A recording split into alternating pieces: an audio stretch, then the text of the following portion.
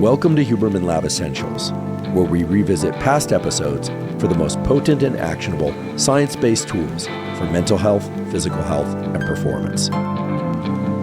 I'm Andrew Huberman, and I'm a professor of neurobiology and ophthalmology at Stanford School of Medicine. Today we are talking about time perception. Our perception of time is perhaps the most important factor in how we gauge our life. And the reason for that is that our perception of time is directly linked to the neurochemical states that control mood, stress, happiness, excitement, and of course, it frames the way in which we evaluate our past. It frames our present, whether or not we think we are on track or off track, and it frames our sense of the future. So let's talk about time perception. And the most fundamental aspect of time perception is something called entrainment. Entrainment is the way in which your internal processes, your biology, and your psychology, are linked to some external thing. And the most basic form of entrainment that we are all a slave to all year round for our entire life are so-called circannual rhythms. We have neurons, nerve cells, in our eye, in our brain, and in our body that are marking off the passage of time throughout the year. Literally a calendar system in your brain and body. And the way this works is beautifully simple. Light, seen by your eyes, inhibits, meaning it reduces the amount of a hormone released in your brain called melatonin. Melatonin has two major functions. One function is to make you sleepy at night, and the other is to regulate some of the other hormones of the body, in particular testosterone and estrogen. Throughout the year, depending on where you live, day length varies. And as a consequence, the amount of light from the sun that is available to you varies. So when days are long, the amount of melatonin in your brain and body that's released tends to be less. When days are very short, the amount of melatonin that's released and the duration that melatonin exists in your brain and body tends to be much longer. So melatonin correlates with day length. And if we are viewing more light, we have less melatonin. We view less light, we have more melatonin. You see different amounts of light each day, but we have a process in our brain and body that averages the amount of light that you're seeing, both from artificial sources and from sunlight, and measures that off. And it's so exquisitely precise that for a given, say, 8-hour day in the spring, because spring in the northern hemisphere or elsewhere, days are getting longer, that means that the amount of melatonin is getting progressively less and less, and that signal is conveyed to all the systems of your brain and body. And this is why most people, not all, but most people feel like they have more energy in the spring. Conversely, when you have an 8-hour day in the winter, the amount of melatonin that corresponds to that 8-hour day is getting progressively greater and greater. Because why? Days are getting shorter, so melatonin is increasing from day to day to day. Every cell and system of your body pays attention to this, and as a consequence, most people, not all, but most people feel they have a little less or sometimes a lot less energy and a slightly lower mood in the winter months. Now, there are exceptions to this, of course, but the melatonin signal is the way in which your internal state, your mood, your sense of energy, even your appetite is entrained, is matched to some external event. In this case, the event is the rotation of the Earth around the sun. There are other forms of entrainment, meaning the matching of your brain and body to things that are happening in your external environment. Across the calendar year, the amount of testosterone and estrogen that human beings make varies, such that in longer days, they tend to make more testosterone and estrogen than in shorter days. The next level of time, or bin of time, as we say, that we are all entrained or matched to is the so-called circadian time cycle, which is 24-hour rhythm. This is perhaps the most powerful rhythm that we all contain and that none of us can escape from. We all have this circadian clock that resides over the roof of our mouth. The cells in that circadian clock fire, meaning they release chemicals into our brain and body on a very regular rhythm. Not surprisingly, there are periods of every 24-hour cycle when we are very active and we tend to be alert, and others when we are asleep. We have the circadian clock. It oscillates. It goes up and down once every 24 hours and then repeats. Every cell of our body has a 24-hour oscillation in the expression of various genes. They are entrained, as we say, to the outside light-dark cycle because morning sunlight, evening sunlight, and the lack of light in the middle of the night make sure that the changes, these oscillations that are occurring within the cells of our brain and body are matched to the outside light-dark cycle. And I cannot emphasize enough how important it is that your circadian entrainment be precise. Why? Because disruptions in circadian entrainment cause huge health problems. They increase cancer risk. They increase obesity. They increase mental health issues. They decrease wound healing. They decrease physical and mental performance. They disrupt hormones. You want your cells to be linked to the circadian cycle that's outside you. And the circadian cycle outside you mainly consists of when there's sunlight and when there is not. And that's why the simple protocols to fall out of this whole discussion about circadian entrainment are the following. View 10 to 30 minutes of bright light, ideally sunlight, within an hour of waking. Assuming that you're waking early in the day, especially you wake up early in the day, get outside, see sunlight. Do that again in the afternoon or around evening, 10 to 30 minutes, depending on how bright it is outside. Basically, you want as much bright light, ideally from sunlight, coming in through your eyes throughout the day. And then in the evening, you want as little bright light coming in through your eyes. There are other ways to so-called entrain your circadian clock. One of the best ways to do that is to engage in physical activity at fairly regular times of day. You don't have to do it every day, but if you're going to exercise, try and exercise at a fairly consistent time of day. What happens when this circadian clock starts getting disrupted? I mean, this is, after all, an episode about time perception. It's not an episode about circadian rhythms and entrainment. Well, there's a classic study by Ashoff done in 1985 that's now been repeated many times, where they had people go into environments where they didn't have clocks and they didn't have windows and they didn't have watches, and they were sometimes even in constant dark or constant light. And they evaluated how well people perceive the passage of time on shorter time scales. And what they found was really interesting. What they found is that people underestimate how long they were in these isolated environments. So after 42 days or so, they'd ask people, how long do you think you've been in here? And people would say 28 days or 36 days. They generally underestimated how long they had been in this very odd environment with no clocks or watches or exposure to sunlight or regular rhythms of artificial light. In addition, they found that their perception of shorter time intervals was also really disrupted. So if they asked them to measure off 2 minutes, normally people are pretty good at measuring off 2 minutes. People come within, 5 to 15 seconds at most. Well, when people's circadian clocks or circadian entrainment, I should say, was disrupted, their perception of time measurement on shorter time scales of minutes or even seconds was greatly disrupted. And as we'll see in a couple of minutes, that actually causes great problems for how you contend with work, how you contend with challenges of different kinds. You want your circadian entrainment to be pretty locked in or pretty entrained to the outside light-dark cycle so that your perception of time on shorter time intervals can be precise, because the ability to perceive time accurately for the given task or given thing that you're involved in turns out to be one of the most fundamental ways that predicts how well or poorly you perform that thing or task.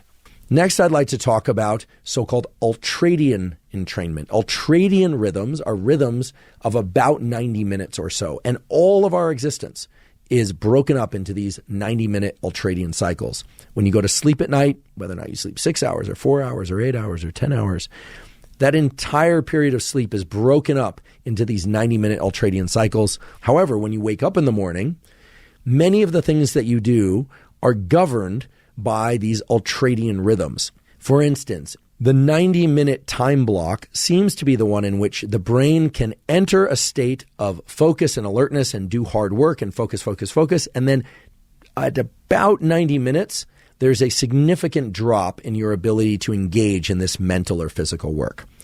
Now, everybody from, the self-help literature to the business literature to the pop psychology literature, has tried to leverage these ultradian cycles by saying, if you're going to do something hard and you want to focus on it, limit it to 90 minutes or less. And I am one of those people who's also joined that conversation.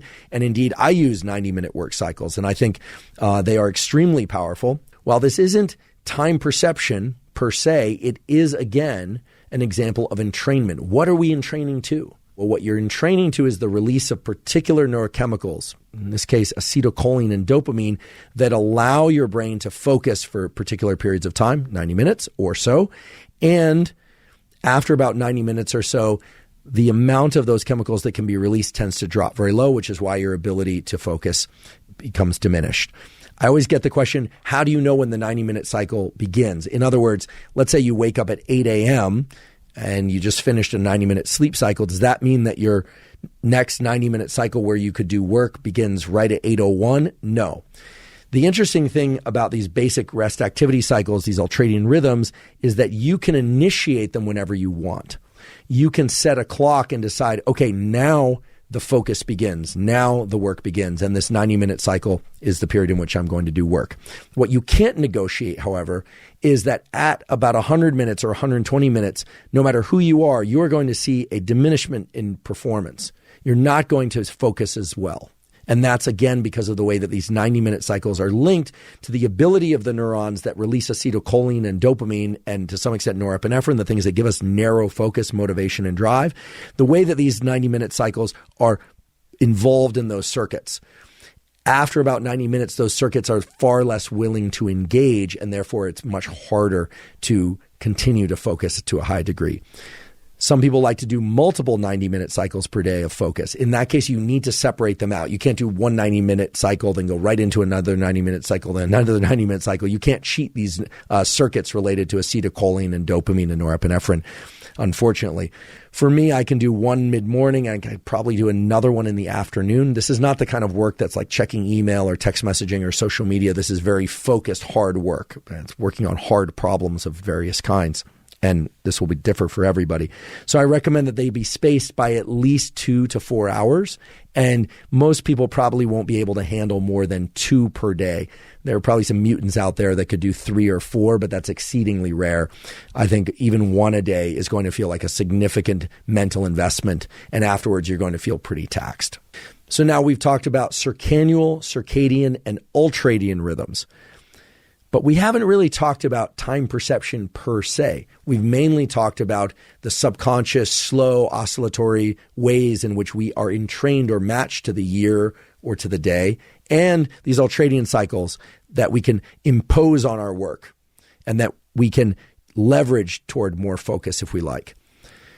But what about the actual perception of time? What actually controls how fast or how slowly we perceive time going by?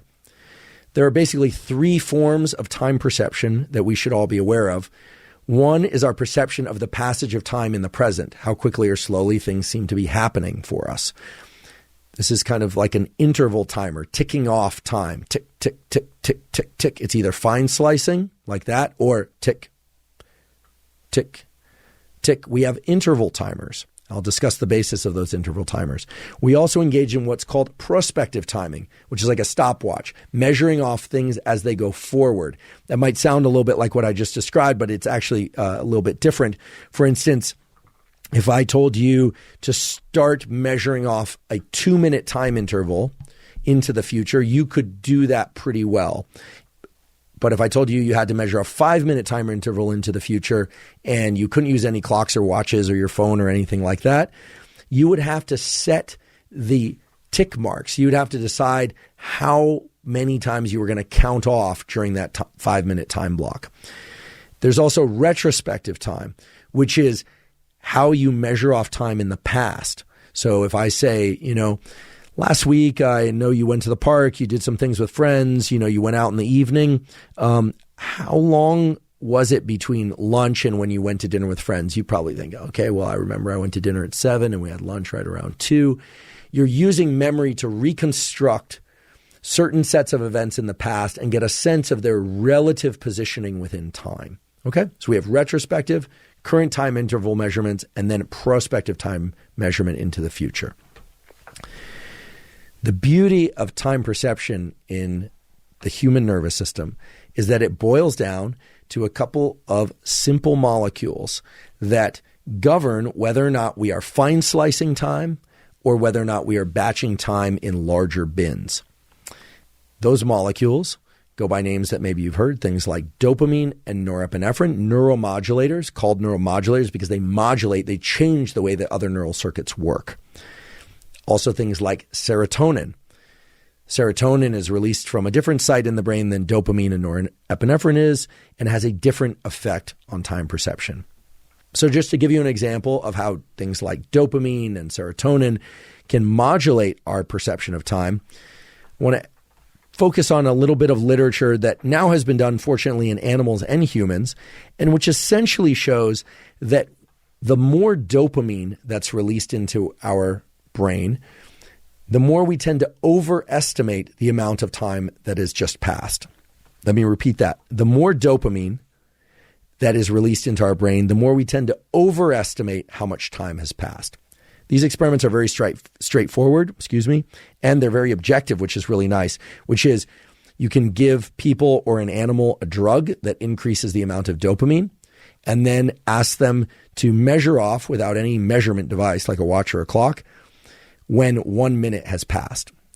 As dopamine levels rise in the brain, people tend to think that the minute is up before a minute. So they, at the 38-second mark, they'll say, okay, I think a minute is up. So they've overestimated how much time has passed. Okay. The higher the level of the dopamine, the more people tend to overestimate. Now, it's also true that norepinephrine, also called noradrenaline, plays a role, and its role is very similar to that of dopamine. Conversely, the neuromodulator serotonin causes people to underestimate the amount of time that's passed. So this is very interesting.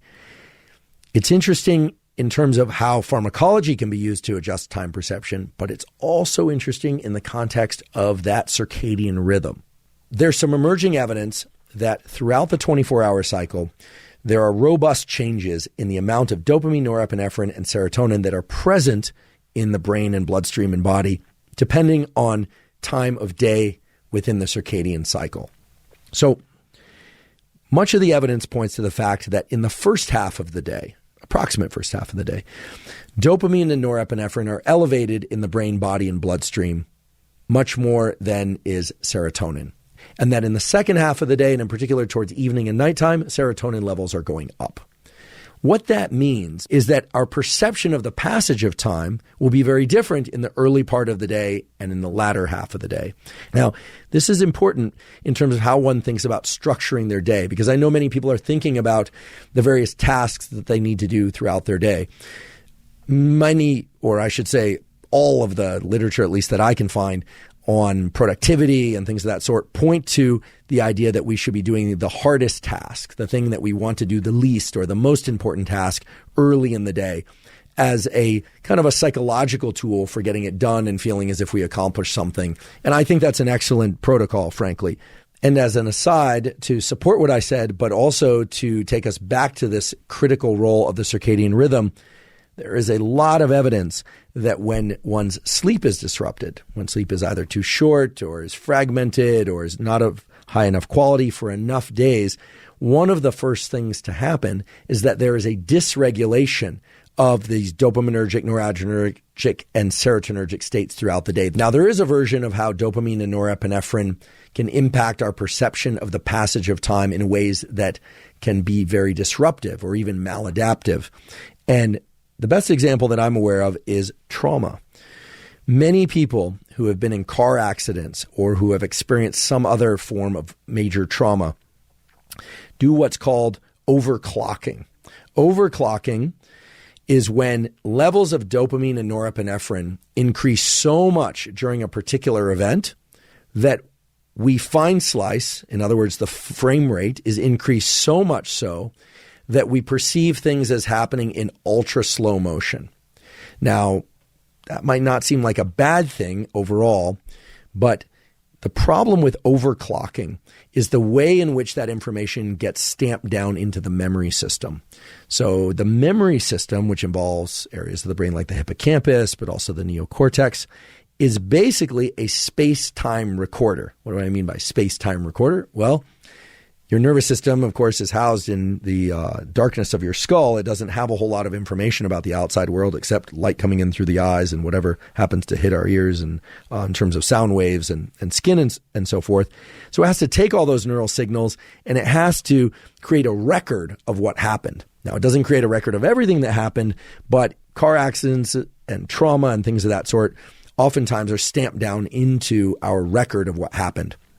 And what gets stamped down, what we actually mean by the phrase stamped down, is that the precise firing of the sequence of neurons that reflected some event. So let's say I'm in a car accident, certain neurons are firing because of the flipping of the car, or there's screams, or there's blood, or things of that sort.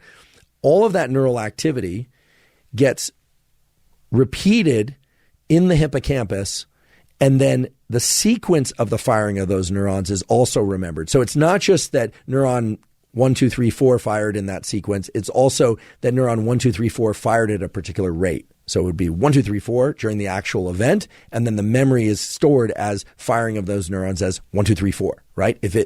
If during the event it was 1, 2, 3, 4 at that rate, the storage of the memory is not going to be 1, 2, 3, 4. Okay? In other words, there's both a space code, as we say, meaning the particular neurons that fire is important, and there's a rate code, how quickly those neurons fire, or the relative firing, the timing of the firing of those neurons is also part of the memory. This affords our memory system tremendous flexibility. What it means is that you can take the same set of neurons in the hippocampus and stamp down many, many more memories, because all you have to do is use a match of the different rates of the different neurons that were firing in order to set that code, right?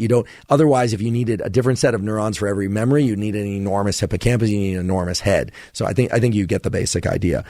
Overclocking is a case in which the frame rate is so high that a memory gets stamped down and people have a very hard time shaking that memory and the emotions associated with that memory.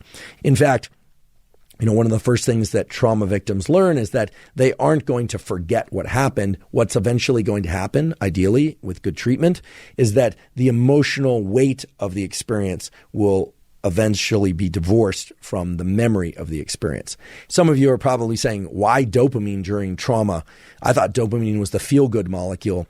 Well, in reality, dopamine is not necessarily a molecule of reward. It's a molecule of motivation, pursuit, and drive. And because of the close relationship between dopamine and norepinephrine, oftentimes they are co-released. So whether or not dopamine is released during car crashes or other forms of trauma, we don't know. But what we do know is that both the dopamine system and the noradrenergic system, when we say noradrenergic, we mean norepinephrine, those systems are greatly increased anytime there's a heightened state of arousal. And arousal can have negative valence, meaning associated with an event that we really hate, that we would prefer not to be involved in, or it can have positive valence.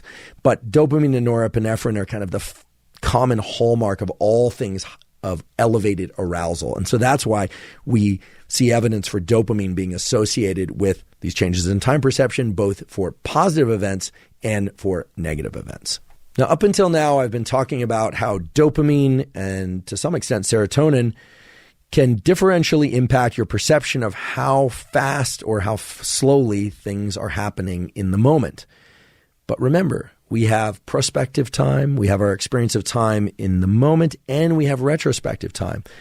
And there are beautiful studies that have showed that the dopaminergic state changes the way, not just that we experience things now, but that it changes the way in which we remember things in the past and the rate at which those things occurred.